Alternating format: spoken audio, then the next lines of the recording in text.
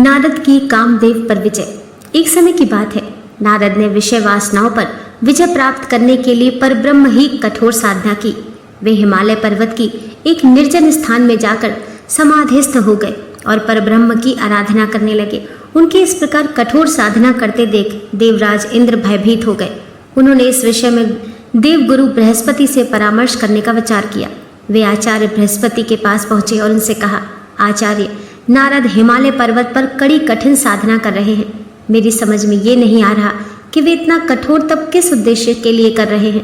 देवगुरु बृहस्पति बोले, इंद्र, संभव है नारद के मन में तुम्हारे सिंहासन को प्राप्त करने की लालसा पैदा हो गई हो। शायद इसीलिए वे इतनी कठोर साधना कर रहे हैं। देवगुरु की बात सुनकर इंद्र और भी भयभीत हो गए। उन्होंने आचार्य बृहस्पति से पुनः पूछा, आचार्य, यदि ऐसा हुआ तो मेरे लिए ये बहुत दुखदायी बात होगी। मुझे परामर्श दीजिए कि ऐसे हालत में मैं क्या करूं। आचार्य बृहस्पति बोले, इंद्र, तुम तो देवों के राजा हो, सर्वशक्ति संपन्न हो, सामर्थ्यवान हो।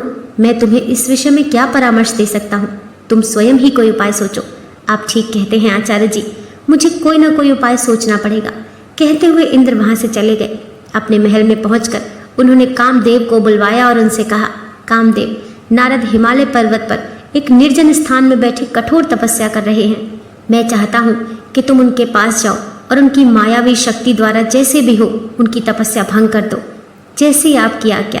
कामदेव ने कहा और तत्काल उस स्थान को चल पड़ा जहाँ नारद तपस्या कर रहे थे। वहां पहुंचकर कामदेव ने अपनी मायावी शक्ति का जाल बिछाया। उसके संकेत मात्र से उस बियाबान क्षेत्र में बाहर आ गई। भांति भांति के फूल खिल उठे।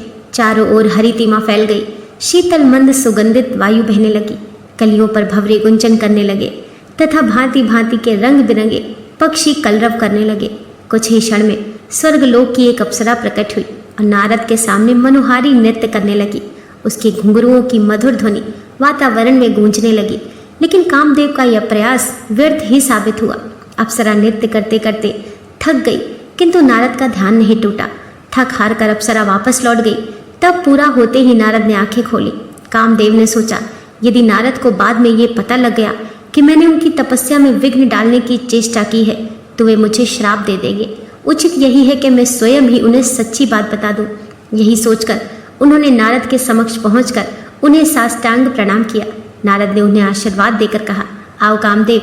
कामदेव ने कहा, अपराध क्षमा हो देवर्षि, मैंने आपकी तपस्या भंग करने का प्रयास किया था। नारद ने पूछा, पर क्यों, किसके आदेश से तुमने ऐसा किया।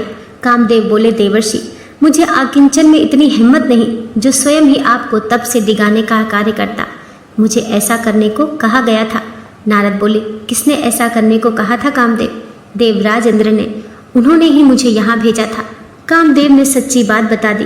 कामदेव की बात सुनकर नारद ने मुस्कुराकर कहा, मैंने तुम्हें क्षमा किया कामदेव। अब तुम जाओ और देवराज को बता देना कि नारद ने इच्छाओं को वश में कर लिया है। अब मैं संसार के किसी भी भौतिक आकर्षण में नहीं फंस सकता। जान बची तो लाखों पाए। कामदेव ने सोचा और जल्दी से वहां से चला गया।